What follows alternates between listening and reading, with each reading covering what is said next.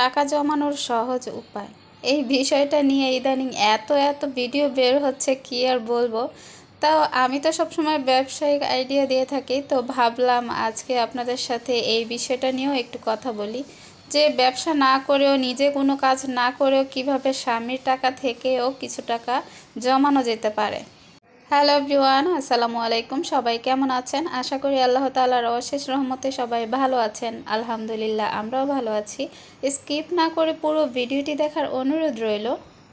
তো একজন আপু এই ড্রেসটার ফুল কমপ্লিট কাজটা দেখতে চেয়েছিলেন, তো এই দেখেন আপু, এটা কাজটা কমপ্লিট হবার পর কতটা সুন্দর হয়েছে।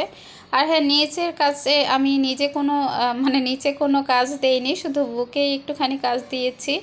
তো সেটাই আমার কাছে অনেক ইউনিক লেগেছে। আর মেয়ের জন্য একটা হেয়ার ব্যান্ডও করেছি। তবে দুঃখের বিষয় হলো, আমরা যখন বেড়াতে গিয়েছি, আমরা একটুখানি ঘুরতে গিয়েছিলাম, তো ঘুরতে যাওয়ার জন্য আমি জামাটা তৈরি করেছিলাম, কিন্তু হেয়ার ব্যান্ডটা আর তৈরি করতে পারিনি। তো ঘুরে বেরিয়ে এসে তারপরে এই ব্যান্ডটা তৈরি করেছি। তো আজকে সেটাই আপনাদের সাথে শেয়ার করব। আর আমি অনেক কথাই বলবো, একটু গল্প করবো আর কি। আর কয়েকজন আপু কমেন্ট করেছিলেন যে আপু, এই সুতাটা কিসের, কি সুতা দিয়ে আপনি কাজটা করেন? তো এইটা হচ্ছে সুতি লাচ্ছি সুতা। আমাদের এইখানে আমাদের নারায়ণগঞ্জে এটাকে সুতি লাচ্ছি সুতা বলে। আর অনেক জায়গায় এটাকে সুন্দরী সুতাও বলে। তো যে যে নামে চিনে আর কি, যে যে এলাকায়, যে যে শহরে যেভাবে যে নামে চিনে সেটাই। আর এই সুতাটা কিন্তু অনেক সফট আর গ্লেজি, আর সুতার কোয়ালিটিটাও অনেক ভালো। তো এইভাবে বক্রম দিয়ে আমি এই হেয়ার ব্যান্ডটা তৈরি করব। তো এখন আসি, আপনি কিন্তু ইনকাম না করেও, বিজনেস না করেও কিন্তু টাকা জমাতে পারেন। আগেরকার দিনের নানি দাদিরা বা আমাদের মা খালাদেরও দেখতাম যে সেভাবেই তারা টাকা জমাতো। হ্যাঁ, তো তারা যে ঘরে বসে কিছু না করলেও বা ব্যবসা না করলেও কিন্তু স্বামীর টাকা দিয়েও জমাতে পেরেছে। আসলে এগুলো হচ্ছে বুদ্ধির খেলা। হ্যাঁ, আপনার যদি বুদ্ধি থাকে তাহলে কিন্তু টাকা জমানোটা কোনো ব্যাপারই না। ধরেন আপনার বাসার ময়লাওয়ালা আপনাদের ময়লাটা নিয়ে যায়, তো তাকে আপনি কত টাকা বিল দেন? ধরেন আপনি তাকে 100 টাকা বিল দেন, তো আপনার স্বামীকে আপনি বললেন তার বিল হচ্ছে 150 টাকা, তো সেইখান থেকে কিন্তু অনায়াসে আপনি 50 টাকা মেরে দিতে পারেন। এছাড়াও আরও অনেক জায়গায়, যেমন ধরেন আপনার ঘরে কারেন্ট বিল কত এসেছে, এত কিছু হয়তো বা অনেক স্বামীরাই এগুলো যাচাই করে না। জাস্ট আপনি ভাড়া, কারেন্ট বিল এগুলো বললেই তারা দিয়ে দেয়। তো ঠিক সেইভাবে কারেন্ট বিলও কিন্তু কিছু টাকা বাড়িয়ে বলা যায়। হয়তো বা তারা ঘর ভাড়ার কথা জানে, কিন্তু কারেন্ট বিলের কথা তো সবাই জানে না। তো সেটাও কিন্তু একটুখানি বাড়িয়ে বলা যায়, কিছু টাকা সেইখান থেকেও বাঁচানো যায়। আর যদি ছোট বাচ্চা থাকে, যদি স্কুলে যায়, তাহলে তো কোনো কথাই নাই। সেইখানেও কিন্তু স্কুলের বেতন বলেন, অন্যান্য যেই অনেক সময় চাঁদা হিসেবে যে স্কুল থেকে টাকাগুলো নেওয়া হয়, অনেক সময় নেয়, তো সেইখানেও আপনারা একটু বাড়িয়ে বললে সেইখান থেকেও কিছু টাকা আয় করতে পারেন। বা বাচ্চার প্রাইভেট টিচারকে আপনি কত টাকা বেতন দিচ্ছেন, সেটা তো সে টিচারকে জিজ্ঞেস করতে যায় না। তো সেইখানেও আপনি আপনার হাজব্যান্ডের কাছ থেকে কিছু টাকা আয় করতে পারেন। এখন অনেকে হয়তো, অনেক ভাইয়ারা যদি দেখেন আমার ভিডিওটা, হয়তো বা এরকম চিন্তা করবেন যে আয় হ্যাঁ, কী বুদ্ধি দেয়, মিথ্যে বলার বুদ্ধি দেয়। আসলে কিন্তু তা না, মিথ্যে না। স্বামীর ইনকামের টাকা থেকে যদি আসলে স্বামীর কাছ থেকে টাকা আপনি এমনি চাইতে যাইবেন, সে কিন্তু দিবে না। কিন্তু এইভাবে লুকোচুরি করে যদি নেন, চান, সেটা কিন্তু ঠিকই দিবে। তো এইটা কিন্তু মিথ্যে নয়। আপনার সংসারের জন্য যদি আপনার একটু লুকোচুরি থাকে, তো কি হয়েছে? আর সংসারে স্বামীর কাছ থেকে টাকা নিয়ে জমিয়ে কিন্তু সেটা আপনি বাইরে গিয়ে নষ্ট করবেন না। অবশ্যই আপনার স্বামীর সংসারেই খরচ করবেন, বা সংসারের টুকিটাকি জিনিসই কিনবেন। আমরা কিন্তু এমনই করি, হয়তো বা কোনো জায়গা থেকে স্বামীর কাছ থেকে কিছু টাকা মেরে দিই। তো মেরে দিয়ে তখন কি করি আমরা? আমরা কি উল্টাপাল্টা খরচ করি না তো। আমরা ওই সংসারে একটা হাঁড়ি লাগে, একটা পাতিল লাগে, একটা কাছের জিনিস লাগে, বা কোনো একটা আসবাবপত্র টাকা জমিয়ে কিন্তু আমরা সেটাই করি, সংসারের পিছনে খরচ করি, অথবা বাচ্চার জন্য খরচ করি, বা স্বামীর টাকা জমিয়ে স্বামীর জন্যই কিছু একটা গিফট কিনি, এমনটাই কিন্তু করি। তো এগুলো কিন্তু দোষের কিছু না, আমি কখনো এটাকে দোষের বলবো না। তো ইদানিং এই টাকা জমানোর ব্যাপারটা নিয়ে খুব অনেক প্রচুর ভিডিও ভাইরাল হচ্ছে, প্রচুর ভিডিও হচ্ছে। তো আসলে এটা খারাপ না, যে যার দিক থেকে মানুষকে বোঝাচ্ছে যে আসলে কিভাবে টাকা আয় করা সম্ভব। তো একটু হিসেব করে চলাটাকে অনেকে কিপটেমি বলে, আসলে এগুলো কিন্তু কিপটেমি না। আপনি যদি একটু হিসেব করে সংসারে কিছু টাকা আয় করতে পারেন, এটাও একটা আর্ট। আপনি নিজে কিছু পারেন, সেটাই হচ্ছে আপনার প্রতিভা। সবাই কিন্তু এমনটা পারে না। অনেক নারীরাই আছে যারা স্বামীর টাকা শুধু উড়িয়েই বেড়ায়, যা খুশি তাই কিনে বেড়ায়, খরচ করে বেড়ায়। কিন্তু বেশিরভাগ নারীরাই কিন্তু চায় স্বামীর ইনকামের টাকাটা যেন নষ্ট না হয়, সেটা যেন ভালো কাজে লাগানো যায়। আর একটু হিসেব করে চলাটা কখনোই কিপটেমি হয় না, একটু হিসেবে হয়। তা হিসেবই হওয়াটা কিন্তু খারাপ না। আর কিপটেমি কাকে বলে জানেন? আপনি না খেয়ে টাকা জমাচ্ছেন, সেটাকে কিপটেমি বলে। আপনাকে অবশ্যই খেতে হবে, না খেয়ে কখনোই টাকা জমালে সেই টাকাটা হয়তো বা হালাল হবে না, কারণ নিজের রুহকে কখনো কষ্ট দেওয়া যাবে না। যাই হোক, ভিডিও সংক্রান্ত কিছুই বলছি না, কেননা আমি জানি আমার ভিউয়ার্স আপুদের মাথায় অনেক ভালো ব্রেন আছে, যে আমার ভিডিও দেখেই তারা বুঝতে পারে যে আমি কি দেখাচ্ছি আর কিভাবে দেখাচ্ছি। ভিডিওর এই পর্যন্ত যারা এসেছেন প্লিজ একটা লাইক দিয়ে দেবেন, এবং যারা নতুন আছেন প্লিজ সাবস্ক্রাইব করে পাশে থাকার অনুরোধ রইল। আর যারা এতক্ষণে এই কাজগুলো করে ফেলেছেন তাদেরকে অসংখ্য অসংখ্য ধন্যবাদ। আমার ফেসবুক পেজে প্রচুর প্রচুর কমেন্ট, কমেন্ট না, ইনবক্স আসছে, মানে মেসেজ আসছে যে বিজনেস সংক্রান্ত অনেক অনেক প্রশ্ন আসছে। তো আমি একটা কথা বলি, আপনারা আপনাদের প্রশ্নগুলো করে রাখবেন, আমি যখন সময় পাবো তখনই আপনাদের রিপ্লাইটা দিয়ে দিব। তো আমার হাতে তো সব সময় ফোন থাকে না, তো সারাক্ষণ আমি যেহেতু অনেক অনেক কাজ করি, তাই ফোনটার সাথে সাথে রিপ্লাই দেওয়াটা আমার পক্ষে সম্ভব হয়ে ওঠে না। তো আবার ছোট বাচ্চা আছে, সেটাও একটু বোঝার ব্যাপার আছে।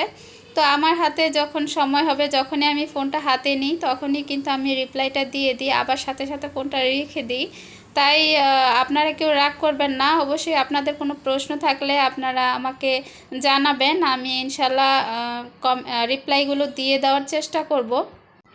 আর যাই হোক, এক আপু কমেন্ট করেছিলেন যে আপু এই ড্রেসটা ফুল ড্রেসটা যেন শেয়ার করি। আমি এটার অল্প একটু কাজ আমি শেয়ার করেছিলাম, যেখানে সেলাই, অল্প একটু সেলাই শেয়ার করেছিলাম, তখনই একটা কমেন্ট এসেছিল যে পুরো ড্রেসটা কমপ্লিট হলে যেন আমি শেয়ার করি। এমনিতেও আমার প্রতিটা ড্রেসের কাজ শেষ হলেই আপনাদের সাথে শেয়ার করি, আমার কাজই তো এটা। তো এই ড্রেসটা কিন্তু অনেক সুন্দর হয়েছে, আর এটা হচ্ছে টরে কালার, টরে বলে, কেউ আবার সি গ্রিন বলে, আমি জানি না আসলে এটার অরিজিনাল কালার কি। তো যাই হোক, এই কালারটা কিন্তু অনেক সুন্দর, আমার কাছে অনেক ভালো লেগেছে, এবং সুতাগুলো অনেক সুন্দরভাবে ফুটে উঠেছে। আর সামনে তো এই কাজটা দিয়েছি, এরপরে পেছনের পার্টের কাজটা আমি ছিটাভাবে দিয়েছি, ছিটা কয়েকটা ফুল দিয়েছি। তো এইটার জামা আর সালোয়ারের কাজটা কমপ্লিট হয়েছে, কিন্তু ওড়নার কাজটা এখনও কমপ্লিট হয়নি। তো ওইটা হয়ে আসলে ওইটাও আপনাদের সাথে শেয়ার করব। আর সবগুলো আমি একসাথে ওয়াশ করব, আপাতত এটা আর ওয়াশ করছি না, ওইটা হয়ে আসলেই ওয়াশ করব। আর হ্যাঁ, এটার সাথে কিন্তু আমি সালোয়ার ওড়না বাসন্তী কালারে দিয়েছি। আর এটা হচ্ছে হাতাটা, দুই হাতে এরকমভাবে দুইটা ফুল দিয়েছি। তো নিচে একটুখানি কাজ বাকি ছিল, ওইটা আর আমি করাবো না, ওইটা আমি কেটে ফেলে দিব, ওইটার প্রয়োজন আছে বলে আমার মনে হয় না। আর এটার সালোয়ারটাও দেখে নেবেন, এটার সালোয়ারের কাজটা তো আরও বেশি সুন্দর হয়েছে, এটার চাইতেও এটা আরও বেশি ফুটে উঠেছে। আমার কথায় এবং কোনো কাজে যদি ভুল ত্রুটি থেকে থাকে তাহলে সবাই ক্ষমা সুন্দর দৃষ্টিতে দেখবেন। আর অবশ্যই আপনাদের মূল্যবান মতামতটি জানিয়ে একটা কমেন্ট করে যাবেন। যারা সব সময় ভালোবেসে আমার ভিডিওগুলো দেখেন তাদের সকলের জন্য অনেক অনেক ভালোবাসা এবং দোয়া রইল। আপনাদের প্রত্যেকের মনের আশা যেন আল্লাহ তাআলা পূরণ করেন, এবং আপনারাও আমার আর আমার বাচ্চাদের জন্য, আমার সংসারের জন্য একটু দোয়া করবেন। আমার সন্তানটাকে নিয়ে আমি অনেকটা কষ্টে আছি, কি বলবো, আমার ছেলেটাকে নিয়ে অনেকটাই কষ্টে আছি। ওর পরিস্থিতি এখন আরও খারাপ, বেগতিক হয়ে গিয়েছে।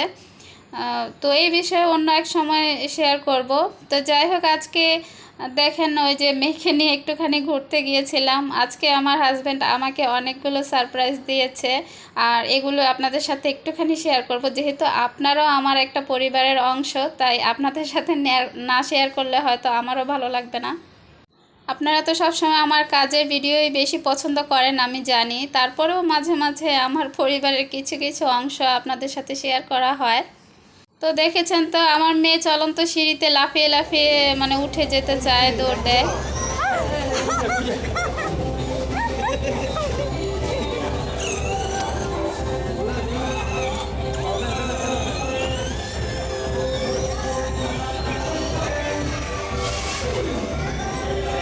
চলন্ত সিঁড়িতে তো ওই রকম করছিল, ওর বাবা বারবার ওঠাচ্ছিল নামাচ্ছিল। আমি চলন্ত সিঁড়িতে ওঠার সাহস পাই না, আর ও দৌড় দিয়ে চলন্ত সিঁড়িতে চলে যায়।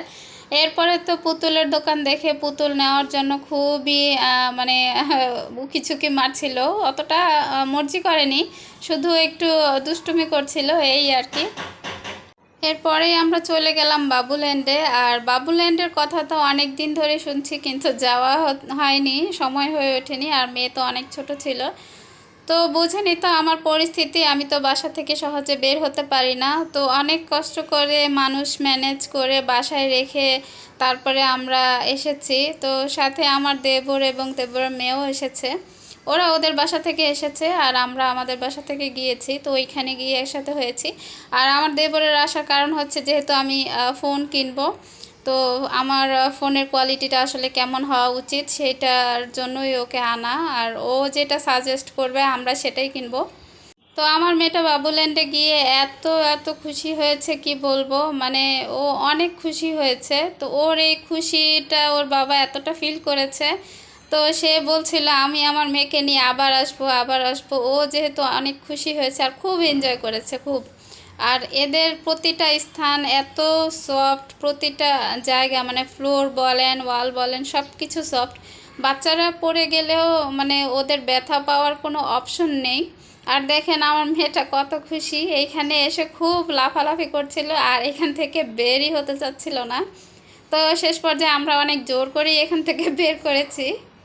তো এইখানে তারা 2 ঘন্টার টাইম দেয়, 2 ঘন্টার বেশি থাকা যাবে না আর কি, মানে পুরো বাবুল্যান্ডে খেলাধুলার জন্য 2 ঘন্টা টাইম দেয়। তো 2 ঘন্টা পর আবার বেরিয়ে যেতে হয়। তো মারিয়ামের টিকিটটা আমরা আগে ফ্রিতে পেয়েছি, মানে রেজিস্ট্রেশন করা হয়েছিল, যার কারণে ওর টিকিটটা আমরা ফ্রি পেয়েছি। আর আমাদের সবগুলো টিকিটই কিনতে হয়েছে। তো আরও মজার ব্যাপার হলো বাবুল্যান্ড থেকে বের হওয়ার পর তারা আমাদেরকে আরও 2টা টিকিট ফ্রি দিয়েছে। বলেছে বাচ্চাদেরকে নিয়ে আবারও আসতে পারবেন, তখন আর বাচ্চাদের টিকিট লাগবে না। তো এখানে বাচ্চাদের হচ্ছে 400 টাকা টিকিট, মেবি আমার সঠিক জানা নেই, এমনই হবে। আর বড়দের হচ্ছে 150 টাকা। তো যারা নারায়ণগঞ্জ আছেন আশা করি আপনারা চিনতে পারবেন।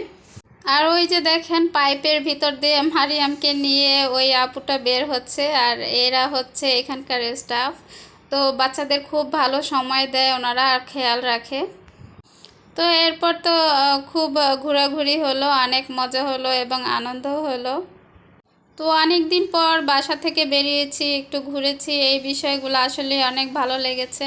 তো টাকা পয়সা তো জীবনে বহু ইনকাম করা যাবে, কিন্তু এই সময়গুলো কিন্তু আমরা কখনোই ফিরে পাবো না। যখন বয়স হবে তখন কিন্তু আর এগুলো ভালো লাগবে না, ঘোরাঘুরি এনজয় এগুলো কিন্তু ভালো লাগবে না।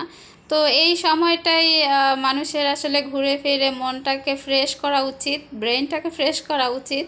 টাকা জমাতে জমাতে এমন না হয় যে এক সময় আপনার অনেক টাকা হবে কিন্তু এই সময়টা আর আপনি ফিরে পাবেন না। তবে আমাদের পরিস্থিতিটা একদমই আলাদা, আমরা ইচ্ছা করলেও বাসা থেকে বের হতে পারি না, যেহেতু আমার ছেলেটা অসুস্থ, আপনারা তো অনেকেই জানেন।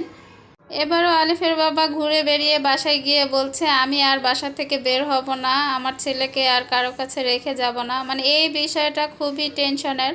বাসায় কারো কাছে আলিফকে রেখে আসলে আমাদের অনেক টেনশন হয় যে কি আছে কেমন অবস্থায় আছে, এটা নিয়ে খুবই টেনশন হয়। তারপরে আবার যদি ফ্যামিলির কেউ থাকে তাহলে আর এত টেনশন হয় না, মানে নিজেদের পরিবারের কেউ যদি থাকে। কিন্তু বাইরের কাউকে রেখে আসলে একটু টেনশন হয়। আসলে পর তো পরই হয়, তাকে আর কতটা বিশ্বাস করা যায় বলেন।